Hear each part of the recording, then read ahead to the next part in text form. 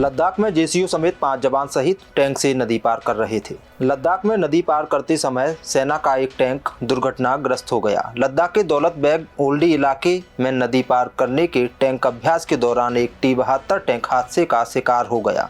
जब टैंक नदी पार कर रहा था तब पानी का जल स्तर बढ़ गया। इस हादसे में एक जेसीयू समेत 5 जवान शहीद हो गए। यह हादसा देसी 148 किलोमीटर दूर मंदिर मोड़ के पास कल देर रात हुआ। दरअसल युद्ध अभ्यास के दौरान टैंक जिस जलधारा को पार कर रहा था उसमें अचानक बाढ़ आ गई। हादसा तड़के करीब 3 बजे हुआ। सभी 5 शवों को बरामद कर लिए गए हैं। T-72 को 1960 में रूस में बनाया गया और 1973 में सोवियत सेना में शामिल किया गया था। यूरोप के बाद भारत ऐसा पहला देश था जिसने रूस से यह टैंक खरीदा था। एनटीए ने किया 3 परीक्षाओं की नई तारीखों का ऐलान। 10 जुलाई से 4 सितंबर के बीच ऑनलाइन मोड में होंगी परीक्षाएं। नेशनल टेस्टिंग एजेंसी ने यूजीसी नेट, CSIR नेट और NTCT की रद्द की परीक्षाओं को नई तारीखों का ऐलान किया है। इन परीक्षाओं को पहले जून में होना था, लेकिन अलग अलग कारणों से इन्हें रद्द कर दिया गया। गौरतलब है कि 18 जून को आयोजित यूजीसी नेट की परीक्षा पेपर लीक होने की वजह से एक दिन बाद यानी 19 जून को रद्द कर दी गई थी।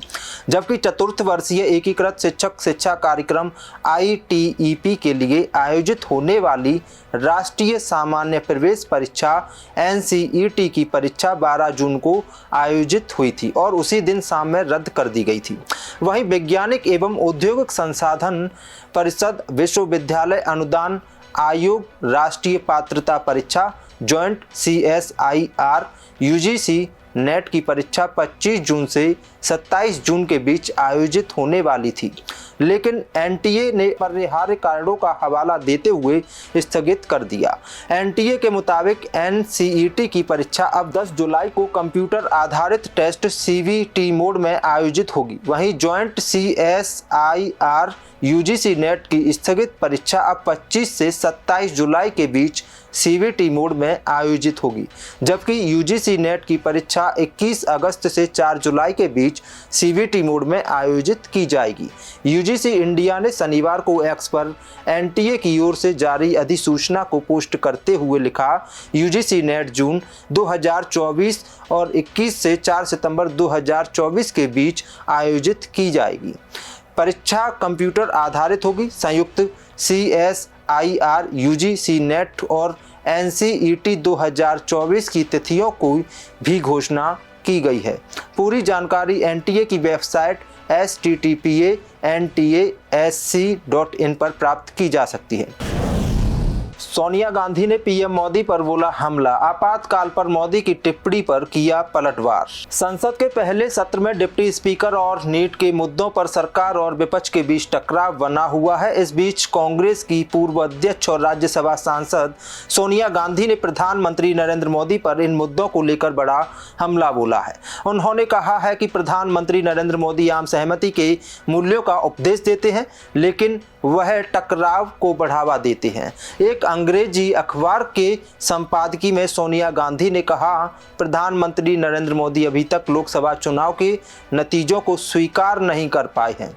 सोनिया गांधी कांग्रेस संसदीय दल की अध्यक्ष हैं और उन्होंने कहा, परंपरा के अनुसार लोकसभा में उपाध्यक्ष का पद विपक्ष को दिया जाना चाहिए था। यह पूरी तरह अनुरोध था, लेकिन सरकार ने इस मांग को खारिज कर दिया। सोनिया गांधी ने कहा कि संविधान पर हमले से ध्यान हटाने के लिए प्रधानमंत्री ने आपातकाल के मुद्दे को उठाया है। हैरानी की बात यह है कि स्पीकर ने भी इस मुद्दे को उठाया, जबकि उनसे निष्पक्षता की उम्मीद रखी जाती है। सोनिया गांधी ने नीट पेपर लीक मामले में कहा, प्रधानमंत्री परीक्षा पर चर्चा तो करते हैं, लेकिन वे लीक हुए परीक्षा पर पूरी तरह चुप्पी साधे हुए हैं। ग्वालियर पुलिस की बर्बरता, चोरी के शक में उठाए बेकसूर ऑटो चालक के साथ जमकर की मारपीट। ग्वालियर क्राइम ब्रांच और पड़ाव थाना पुलिस की बर्बरता की खबर सामने आ रही है, जिसमें उन्होंने ऑटो ड्राइवर को 3rd डिग्री टॉर्चर दिया, वो भी सिर्फ इस बुनियाद पर कि चोरी के समय उसका ऑटो घटना स्थल पर CCTV फुटेज में कैप्चर हुआ। पुलिस ऑटो चालक को एक्सीडेंट हुआ ये कहकर थाने बुलाया था। जिसके बाद ऑटो चालक थाने पहुंचा तो वहां पुलिस ने उससे फोटो दिखाकर सोना चोरी करने को लेकर पूछताछ की। जब ऑटो चालक ने इनकार किया तो पुलिस ने उसे हवालात में बंद कर रात 1:30 बजे तक पीटा और फिर छोड़ दिया। इसके बाद उसे ग्वालियर क्राइम ब्रांच को सौंप दिया। वहां पर थाने के टीआई सहित अन्य पुलिसकर्मियों ने उसे जमीन पर लिटाकर रबड़ के पट्टे से पिटाई की। यह नहीं, क्राइम ब्रांच के टीआई ने पेशाब भी पिलाई, पैर भी तोड़ दिया। जिसके बाद जब तबीयत बिगड़ी तो उसे अस्पताल में भर्ती करा दिया और उसके खिलाफ कोई सबूत नहीं मिला तो पुलिस ने शांति भंग करने का झूठा केस लगाकर मुंह बंद रखने का कहकर छोड़ दिया। ऑटो चालक दीपक का कहना है कि पुलिस उसे सिर्फ सीसीटीवी फुटेज के आधार पर संदेही मान रही है, जबकि उसके खिलाफ कोई आपराधिक रिकॉर्ड नहीं है। उसके घर में भी पुलिस ने तलाश ली थी लेकिन उन्हें कुछ नहीं मिला।